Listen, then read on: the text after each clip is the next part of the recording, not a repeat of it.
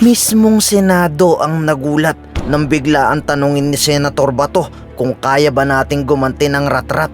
Ayon sa AFP, handa silang gumanti ng ratrat sakaling mag-arm attack sa West Philippine Sea sa kabila ng ginawang pambabatikos ni Senator Robin Hood. Bakit may eroplano ng US na nakikita niyang sumasamang nagbabantay sa depensa ng WPS pero napahiya ng malekturan ng mga taong ipinadala ni President BBM. Worst comes to worst, nagkaroon ng shooting incident. Armed attack talaga nangyari. Are we ready? Nakita po ang presence ng US Navy, yung kanilang eroplano. Totoo po ba ito? Nandun po ba talaga ang US Navy palipat-lipat doon? Yes sir, we acknowledge sir yung presence ng Poseidon aircraft. Wala po ba tayong nababiolate doon? Ina-accept po natin na meron na tayong armed forces doon ng US. Sir, yung activity po ng Chinese Coast Guard doon, yun po yung illegal. Meron po tayong MDT. Wala pong question doon, Chairman. Wala pong question doon kung sino yung illegal doon. Ang sinasabo po natin sa Act of War. Sa international law, ang Coast Guard ay civilian in nature, sir. Pero acknowledge po ng lahat na under sila po Huwag natin ibahin ng international law, sir. Yung sa atin po yun. Pero yung Dapat sa kanila ho, hindi yung pulis karagatan. Sir, nandun po sa mga findings sa mga international law expert, including kung titignan natin yung organization ng People's Liberation Army Navy. Ang sinasabi ko po, Coast Guard.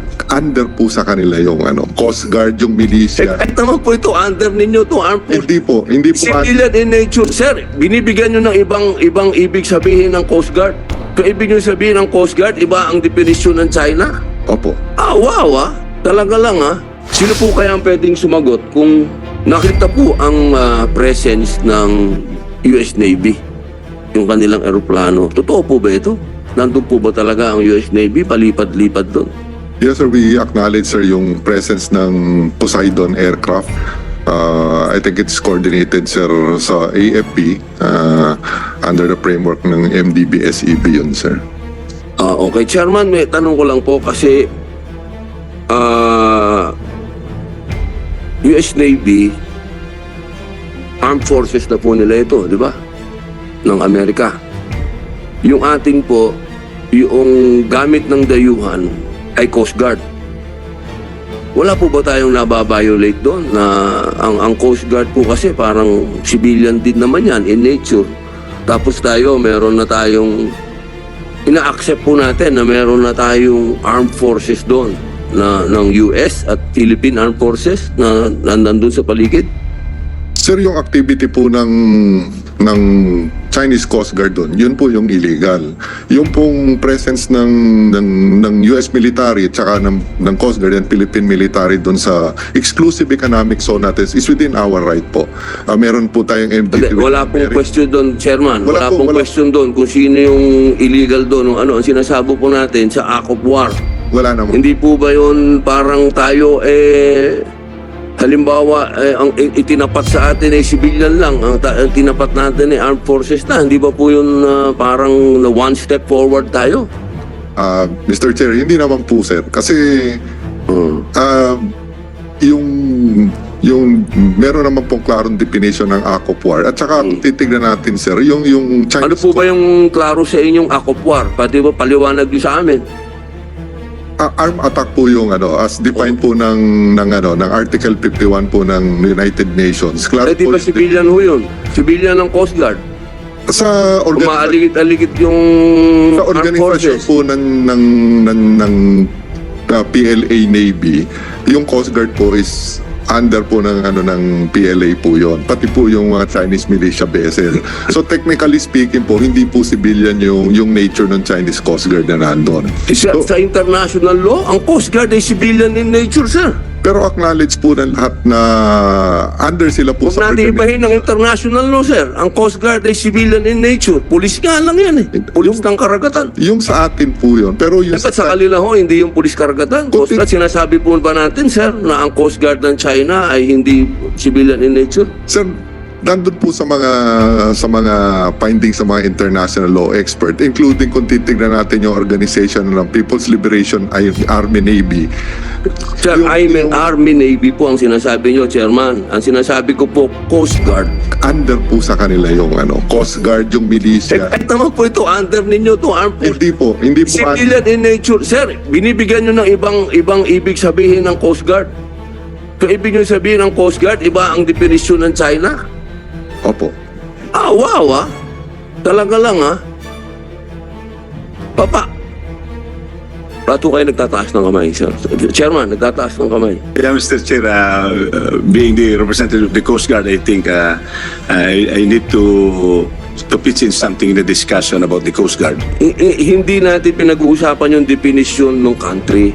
Definition ng country natin, definition ng country ng China, definition ng international law kung ano ang Coast Guard.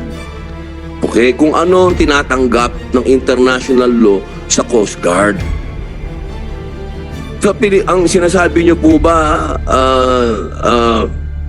Admiral, hindi pa po dapat na kayo ang dapat nagpapatrol doon? Para po nyo bang inaamin na hindi nyo kayang pangalagaan ang ating dagat at kailangan natin ng US Navy? Sir, sagutin nyo po. Simple lang naman po yung tanong ko, Chairman. Yeah, Mr. Inaamin po ba natin na hindi natin kaya? Kailangan natin ng US Navy doon, paikot-ikot.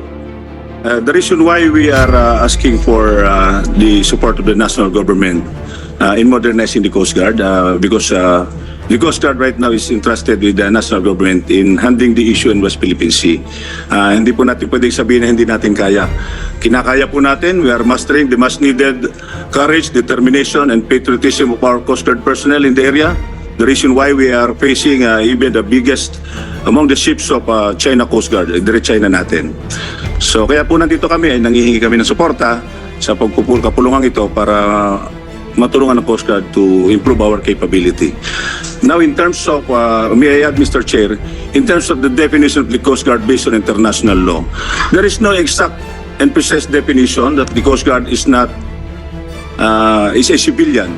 It depends on how a country, the administration, attaches through legislation the Coast Guard of its particular country. So wala pong exact definition sa international law na tayo ay civilian. That's all, Mr. Chair. Chairman, wag natin masyadong kasi mahirap yan eh. Dina-justify natin sa buong mundo may Coast Guard. Okay? Sila ang nagpupulis ng dagat. Ang Armed Forces, andyan yan pag-gera na. Wag natin ibahin eh. Kasi na tayo eh. Ang hirap naman natin na para naman tayong yan eh. Hindi naman kayo ang re-respond. Nangyari na po yan sa Scarborough Show. Sa panahon ng administrasyon dati. Alam naman po natin na nangyari dyan. Nung naglabas kayo ng gray ship, naglabas na rin ng gray ship ang China, kaya nga nagkaroon ng standoff dyan eh. Matuto din po tayo sa nangyari. Hindi naman po pambihira naman mga kapatid ko. Ang sinasabi ko lamang po, at gusto ko lang malinawan ng lahat, inaamin ba natin na kailangan na natin ng Amerikano dyan? Yun lang naman po eh. Simple lang. Yun po ba? Andun na po ba tayo? One step na po ba tayo forward, mga kapatid? Mga kasama namin sa armed services. Yun po ba? Talaga po bang eto na tayo? Nandito na tayo? Kasama na natin sila. Nandyan na sila. Siguro gustong tukuyin ni Senator Robin na Yusek Madriaga kasi naging successful yung resupply mission natin sa BRP Sierra Madre just a few days ago dahil merong US aircraft na nag-orbit dun sa West Philippine Sea. Is that the main cause? Bakit naging successful yung resupply mission natin? Dahil meron presence ng aircraft ng Amerika? Kasi kung wala, ang siguro ang gustong tanongin ni Senator Robin, kung wala ba yung presence na US aircraft doon, hindi magiging successful yung resupply mission natin sa BRP Sierra Madre. Thank you, Mr. Chair. Hindi po. Ang naging successful po yung RORE natin is dahil sa katapangan at galing ng ating mga Coast Guard at Philippine Navy personnel na at saka yung mga civilian personnel na nandun sa Unay sa May na ano. Yung presensya po ng Amerikano doon is tulong lang po yun sa maritime domain awareness at parang may eye in the sky na nanonood ng buong pangyayari. Pero Did we request the presence of the US aircraft there? may coordination po sa AFP but kahit po pala yung Sino ang tayo bang humingi ng tulong o sila nag-volunteer? anong coordination at pwede pong tawagin si J3 pero pwedeng sagutin po.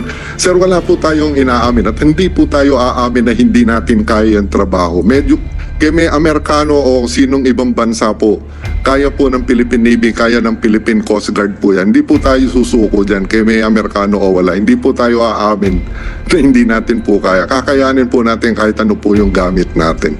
Yan lang po yung gusto namin i-manifest dito sa... Chairman, patutunayan ko po yun dahil ako hindi naman ako Coast Guard, hindi din naman ako, civilian lang ako pero nakapagdala ako ng supply doon sa iyo. Opo, yun lamang po. Kailangan lang po nating linawin talaga kung bakit may Amerikano doon. Yun lang po ang gusto kong linawin talaga. Bakit handa na ba tayo doon sa usapin na naglagay na pumayag na tayo may paano kung nagpalipat din ngayon ng dayuhan doon ng eroplano din nila? Ano po kayang reaksyon natin, Chairman? Ano po ang magiging reaksyon natin kapag sila naman ang nagpalipat na doon, nagpaliparan na sila doon? Tayo na po naipit sa gitna. Yun lamang po, Chairman. Kasi kung tayo lang po, kaya natin, sir. Kayang-kaya po natin. Nandun ako eh. Nakita ko, sir eh. Kasama ko kayo. Nakapag-deliver ako ng supply dun. Yun lamang po. Maraming salamat po, Chairman. Maraming salamat, Senator Robin. Senator Bato? Yeah, with the indulgence of Senator Robin Padilla, gusto ko lang mabigyan ng closure yung issue na binring up ni Senator Robin Padilla as far as Coast Guard is concerned. Dapat klaruhin natin dito. Huwag tayong mag-depend doon sa definition na ibang bansa. Mag-depende tayo sa ating sariling definition at alam natin it is a universally accepted concept na yung Coast Guard talaga is not part of the military. Ang Coast Guard ay isang civilian agency, not part of the military. Kasi mahirap kung magbigay tayo ng gray area for them to misinterpret, overinterpret, or underinterpret. Baka mamaya, dyan magsimula yung problema natin. Kaya gusto ko lang klaruhin yung sinabi ni Senator Robin Padilla na talaga, ang Coast Guard as far as we are concerned is civilian in nature. Civilian talaga ang Coast Guard, hindi yan military. Kaya nga kayo ang ginagamit dyan sa West Philippine Sea para hindi masyadong aggressive ang dating because we are using your white ships, not the gray ships of the Navy. Di ba? Mabuti yung magkaintindihan tayo dito kasi wag kayo what if sabihin ng Argentina, our Coast Guard is part of the Philippine Navy. Wala kami pakialam sa inyo kung anong definition nyo. Pero international standard dictates that ang Coast Guard talaga is a civilian agency. I don't know if merong kukontra dito sa aking sinasabi. Mabuti yung klaruhin natin na ang Coast Guard ay civilian, hindi part of the military. Yun lang, in support to the issue of Senator Robin Padilla. Thank you, Mr. Chair. Yes, Senator Francis. Mr. Chair, dagdag ko lang po siguro hindi na naipaliwanag ni Yusek Madriaga. Yung Poseidon po, yung P-8, yun po hindi naman talaga tactical aircraft po yun. 737 po yun. Kasi laki po yun ng Cebu Pacific. Pagkakaiba lang po ay merong surveillance capability at merong ilang anti-ship na kargamento. Pero yun po ay basically, kasi laki ng ating Cebu Pacific. Philippine Airlines, for that matter, 737 po yun. So hindi yun yung aeroplanong panggera talaga. Ganun ba, Yusek Madriaga? Tama po sir, pang maritime domain na awareness po siya na capability. So, ito yung mga fighter Hindi jet. po sir, hindi siya, technically hindi po siya warplane. So ito yung Philippine Airlines na binawasan ng upuan at siguro ni retrofit. Tama? Mr. Chair, Thank you, Senator Bato. just a short reaction ha. Baka sabihin ngayon ng mga nagmumonitor naman dyan ng mga netizens na kami ni Senator Robin Hood Padilla porque we are sticking to the definition of Coast Guard as far as Philippine government is concerned. Baka sabihin naman nila na makachino kami ha. Bihin yung mga for all we know, Mr. Chair, baka sabihin ng Chino na whatever definition Google is giving to you, hindi namin naaminin yan. So wala ring mangyari talaga. O iiwas at iiwas yung mga Chino na yan sa responsibilidad dahil ginagawa na nga nila eh. Iba yung sinasabi, iba yung ginagawa.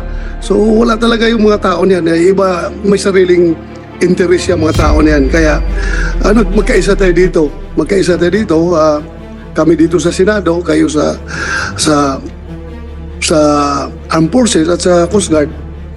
Siguruhin natin na synchronize tayo in defending our national interest. Wala akong pakialam kung kumikiling kayo sa Amerikano, kumikiling kayo sa Chino, wala akong pakialam. Basta importante yung ating interest bilang Pilipino. Bahala kayo kung paano gawin nyo yan. Do you think pag ang Coast Guard binangga ng malaking barko ng Chinese Coast Guard doon sa West Philippine Sea at yung ating mga Coast Guard ay nangaluno doon sa dagat, meron kayang sasaklolo sa kanila? Tayo rin, walang ibang sasaklolo. Kaya we have to, maganda rin yung sinasabi na natin dito sa committee rito. Ang tanong natin dito is, how prepared are we? As far as defense preparedness is concerned, I don't want to be a warmongerer here. Pero bilang isang Pilipino, kailangan siguruhin natin na handa tayo. Anong immediate action drills na pinagagawa ninyo, G3 ng AFP?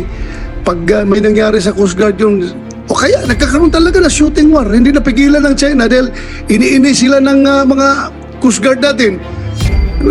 Come over here, banggain nyo kami. Binangga nga ng Chino yung Philippine Coast Guard. Tapos, yun na, nagkaputukan na. Ano ngayon ang... we don't have to go to the details. Gusto ko lang malaman from you, G3, kamanang in charge sa operation ng buong Armed Forces of the Philippines. How ready are we to respond to that situation? Baka sabihin na naman yung mga mapariyo tayo sa Mama Sapano na hindi mo na kami mag-respond dahil hintayin mo na namin yung clearance ng Presidente. Ano bang immediate action nyo dito pag gano'n mangyari? Yun nga, worst comes to worst. Nagkaroon ng shooting incident. Armed attack talaga nangyari. Are we ready? Kaya natin as an armed forces. Huwag tayong umasa sa Amerikano. Huwag tayong umasa sa ibang bansa. Tayo lang. Kasi wala man talaga ibang malasakit dito. Tayo lang, Pilipino. Ikaw, G3, kaya natin. Mr. Chairman, Your Honor, sir, we will be ready when the time comes. And in fact, we are preparing the necessary contingency plans with the supervision of the Department of National Defense for all eventualities, especially in the ongoing missions in the West Philippine Sea. So but with that time, with all our capabilities, with the Armed Forces of the Philippines, the Navy, and the Air Force, the Army, and the Western Command, we will be ready, Your Honor. Thank you. At when that time comes, tawagan nyo kami ni Senator Robin Hood Padilla, Senator Tolentino, Senator Jingo, Senator Risa. We will go with you. Magdala kami ng armas. Lalaban kami doon, samahan namin kayo. Pag dumating yung panahon na yan, tawagan nyo lang kami. Sasama kami sa inyo. Yes, Huwag kayo maglala. Thank you very much for that assurance. Chairman, dagdag lang po ako. Okay, Senator Robin. Opo, napakaganda po kasi ng punto natin. At alam ko naman po nagkakasundo tayo sa isang punto. Ayaw po natin ito mag-escalate. Kasi mga mahal kong kababayan, matuto din po tayo sa mga nangyari ng mga nakaraan na tayo ay nagtiwala dito sa mga Amerikano noong World War II. Pero ano nangyari? noong nagkagipitan na, umisplit na si MacArthur, naiwan tayo. I shall return na lang. Nagiba-giba tayo ng 3 taon. Hindi naman natin gera talaga hindi naman natin kalaban yung Hapon eh. Nasabit lang tayo doon. At least, Senator Robin, Opo. nag-return talaga. Nag-return. nag-return, no? Oh, At least, nag-return po si MacArthur nung panalo na tayo. Inagaw na naman ng mga Amerikano yung glory na sinasabi nila sila tumalo sa Hapon, pero ang katotohanan, historically, at yan po ay patutunayan ng mga historian, nagtatago na ang mga Hapon nun. Nananalo na ang mga gerilya nung dumating sila MacArthur. Kaya ang gusto ko lamang pong idiin, okay, kaibigan natin ng nandyan sila, maraming salamat, pero wag naman po tayo ibala. Baka tayo ibala lang ng mga yan eh. Wala naman problema sa akin eh. Tanda ko na rin naman, masarap din maging bayani, di ba sir? Pero wag naman yung magpapakabayani tayo para sa glory ng iba. Kung magpapakabayani tayo dahil sa Pilipinas, gulo natin. Tayo. Hindi dahil ibinala lang ako, ibinala lang tayo ng ibang nasyon. Kasi po malalim masyado itong nangyayaring ito. Bakit hindi dapat tayo maging kumbaga sa chess pawn? Huwag naman tayo maging pawn. Sana man lang bishop tayo, di ba? Hindi dapat tayo yung pawn dito. Napakahalaga po na ihanda din natin yung ating mga kababayan. Kasi sa ngayon, sir, siguro naman walang kukontra sa akin dito, ni ROTC, wala tayo. Siguro naman, sa usapin na yun, nagkakasundo tayong lahat. Paano nating sasabihin na handa tayo, yung mga kabataan natin, busy sa TikTok. Kaya sana, magkasundo ka. Kung talagang tayo'y palaban lahat, tutuhanin natin. Yun lamang po, Chairman. Thank you, Senator Robin. Ngayon, ikaw, bilang Pilipino, ano ang masasabi mo at reaksyon sa balitang ito? Mag-iwan ka ng komento sa ibaba at atin pong babasahin isa-isa.